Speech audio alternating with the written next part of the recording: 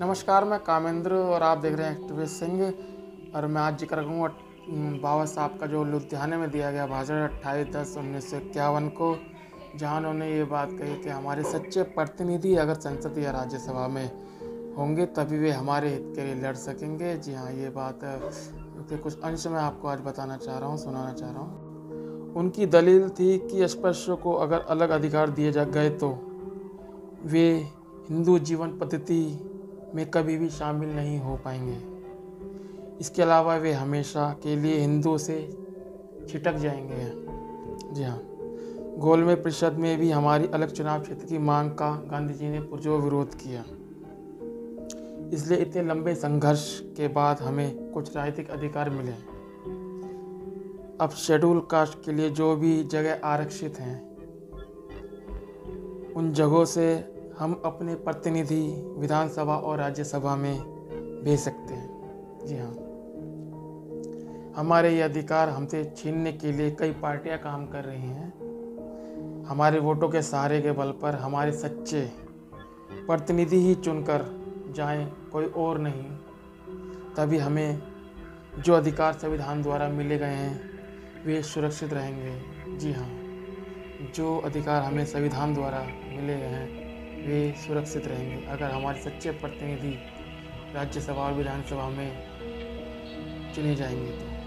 जी हाँ, सोचिए गांधी जी के कितने खिलाफ थे और गांधी जी खुद स्पृश्य समाज के कितने खिलाफ थे। वे हमारे अधिकारों के खिलाफ थे। जी हाँ, हमारे अधिकारों से वंचित हमें रखना चाहते थे। कितने खिलाफ थे गांधी जी, और वही काम आज कांग्रेस कर रही है। जी हाँ, जैसा कि बाबा साहब ने कहा कि हमें हमारे अधिकार से वंचित रखने के लिए तमाम तरह की पार्टियां काम कर रही हैं। जी हाँ, ये सोचना होगा, देखना होगा, समझना होगा। जो हमारे सच्चे प्रतिनिधि विधानसभा में चुन के ना जाए। जी हाँ, और वे अपनी ही समझ के प्रतिनिधि राज्यसभा विधानसभा भेजना चाहते हैं, जो वहाँ पर जाकर समाज के हित में कुछ भी नहीं बोल सकते। जी हाँ, कुछ नहीं बोल सकते। तो हमें ये सोचना होगा कि हमारा कौन सच्चा प्रतिनिधि है जो राज्यसभा और विधानसभा में जाएगा और कौन नहीं।